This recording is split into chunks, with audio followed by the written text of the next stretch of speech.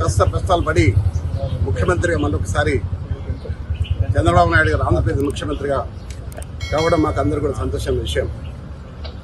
ఆనాడు ఎన్టీ రామారావు పాలన మళ్ళీ రావాలని ఈ తెలంగాణలో కూడా మళ్ళీ ఎన్టీ రామారావు ఏ విధంగానైతే పేద బడుగు వర్గాల ఆశాజ్యోతిగా నిలిచాడో ఆ విధంగా తేవాలన్న ఉద్దేశంతో ఈరోజు వారికి కలవడం జరిగింది.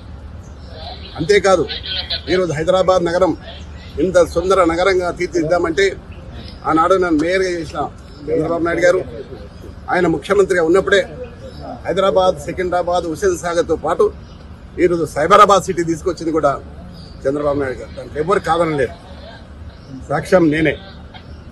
ఈ హైదరాబాద్ నగరంలో clean and green the best city award, the best tourism award తీసుకొచ్చింది కూడా చంద్రబాబు నాయుడు గారు. అయితే ఈ మధ్య కాలంలో తెలంగాణ అంశం వచ్చి మరి ఏం జరిగిందో మనం అందరం చూస్తూనే ఉన్నాం. కానీ మళ్ళీ పూర్వ వైభవం తీసుకురావడానికి మేమందరం కూడా చంద్రబాబు నాయుడు కలవడం, మరొకసారి మనం పిలిచి మాట్లాడుతున్నాడు. తప్పకుండా మళ్ళీ ఆనాడు ఎన్టీ రామారావు గారు ఏ విధంగానైతే పరిపాలన చేసిండో ఆ విధంగా చేసడానికి మేమందరం కూడా కృషి చేస్తాం. నేనందరినీ కూడా శ్రేణులు కూర్చున్నా.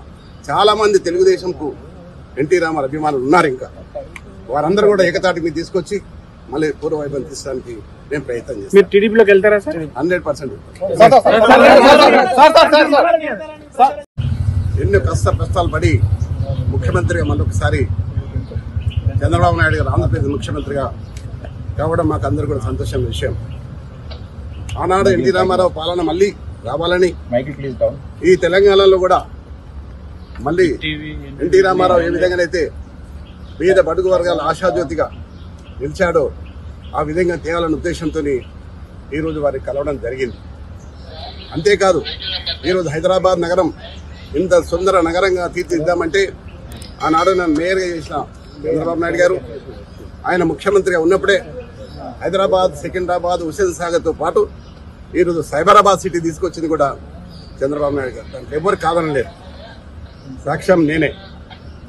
ఈ హైదరాబాద్ నగరంలో clean and green the best city award, the best tourism award తీసుకొచ్చింది కూడా చంద్రబాబు నాయుడు గారు. అయితే ఈ మధ్య కాలంలో తెలంగాణ అంశం వచ్చి మరి ఏం జరిగిందో మనం అందరం చూస్తూనే ఉన్నాం. కానీ మళ్ళీ పూర్వ వైభవం తీసుకురావడానికి మేమందరం కూడా చంద్రబాబు నాయుడు కలవడం, మరొకసారి మనం పిలిచి మాట్లాడుతున్నాడు.